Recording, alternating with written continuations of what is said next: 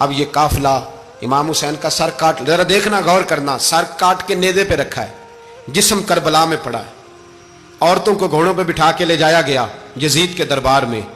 یزید پہلے عبید اللہ ابن زیاد نے بدتمیزی کی، پھر یزید نے کی۔ سعودی عرب کا ایک مولوی بول رہا تھا، سعودی عرب کا، ان سے بھی بڑا عشق ہے، جس نے تقریر سننی ہو میرے پاس ہے۔ ہمیں لوگ مشورے دیتے ہیں کہ جو یزید کو اچھا کہے اور حسین کو باغی کہے اس کو ہم امام مان لیں، اس بے شرم بے حیا کو جو نبی پاک کے گھرانے کے بارے میں بکے اسے امام۔ سعودی عرب میں مسجد نبی میں درس دینے والا جس نے تقریر سننی ہو میرے پاس ہے، وہ کہتا ہے یزید تو بڑا اچھا آدمی تھا، اس نے تو بڑی خدمت کی، تو میں نے اسے کہا رشتہ داری کر لیا یزید کے ساتھ، قریب ہو جا۔ شرم نہیں آتی؟ آج بھی نبی پاک کا دل دکھاتے ہو، حیا نہیں آتی، خیال نہیں آتا؟ اور لوگ گھر میں بیٹھ کے باتیں کرتے ہیں، کہتے ہیں جی جو بیت اللہ میں ہو وہ بھی برا ہو سکتا ہے۔ بیت اللہ میں تو 360 بت بھی تھے، وہ اچھے تھے۔ مدینے میں تو 360 منافق بھی رہے، پوری سورہ منافقون نازل ہوئی، وہ اچھے تھے۔ عجیب تماشا بنا دیا لوگوں نے مذہب کا۔ کہتا ہے یزید نے تو بڑی خدمت، تو عبید اللہ ابن زیاد نے قتل کیا۔ بے شرمو، اگر عبید اللہ ابن زیاد نے بھی قتل کیا تھا تو حکومت کس کی تھی؟ تو پھر یزید نے عبید اللہ ابن زیاد کو سزا کیوں نہیں دی، بلکہ ایک جگہ 2 گورنریاں دی اس کو؟ یہ حال کیا۔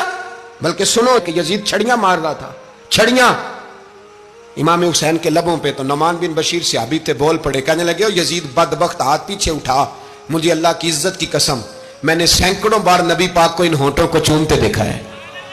حضرت جناب زینب عورتوں کے مجمع میں پیچھے ہو کے بیٹھی ہیں، یزید کے پاس جب پہنچا لشکر تو یزید کہنے لگا دیکھو اللہ نے مجھے عزت دی اور میرے مخالفوں کا کیا حال ہوا۔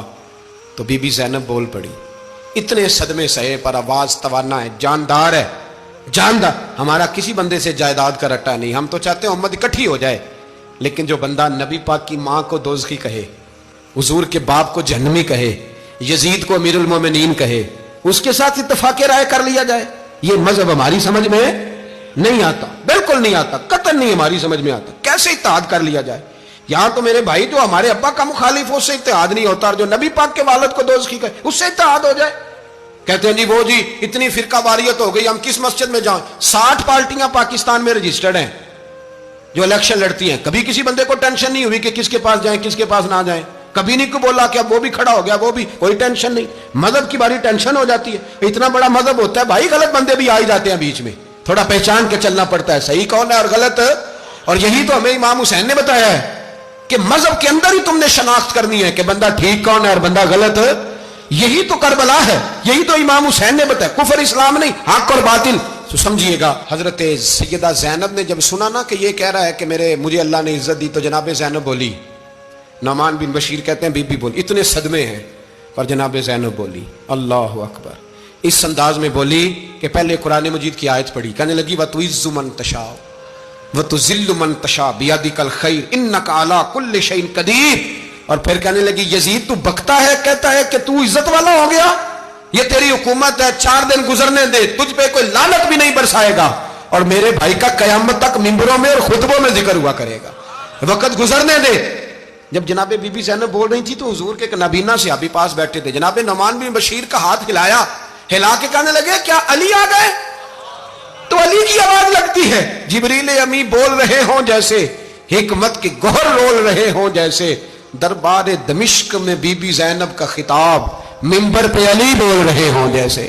میرے بھائی بس کربلا والا قافلہ تو مدینے پہنچ گیا، 3 سال یزید نے حکومت کی، شرابیں عام ہو گئیں، مکے پہ حملہ ہوا، خانہ کعبہ کا غلاف جلا، مدینے پہ اس نے حملہ کیا، 3 دن مسجد نبوی میں اس نے گھوڑے باندھے، مسجد نبوی میں صحابہ کو نکال کے اپنا اس نے امام مقرر کیا، لیکن پھر امت نے اسے قبول نہ کیا، پھر وہ رسوا ہوا اور آج تک وہ رسوا ہے۔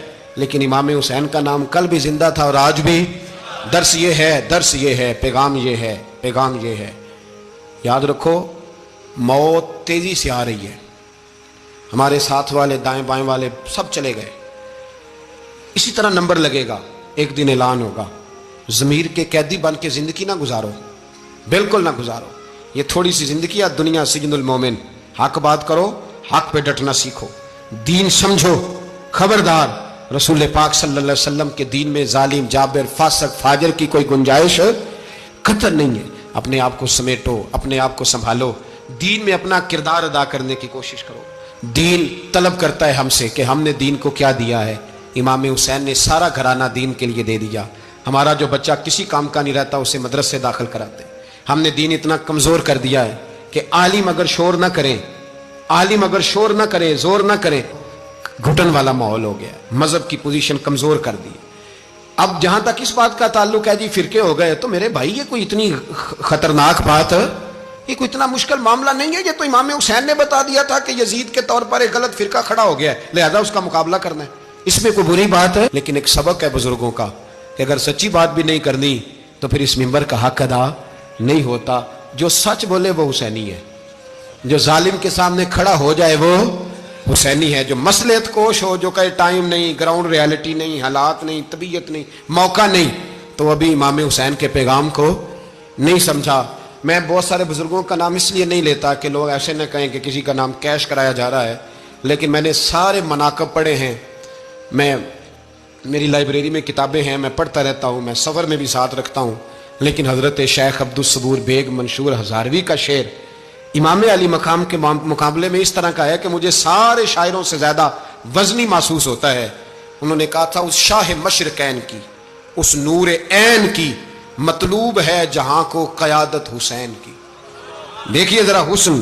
اور ہر سو یزیدیوں کا زمانے میں زور ہے، ایک دو جگہ پہ نہیں، ہر سو یزیدیوں کا زمانے میں زور ہے. منشور آج پھر ہے ضرورت حسین کی، آج پھر ہے ضرورت ہے. آج لوگ حسینی بنے، امام حسین کے نقش قدم پر.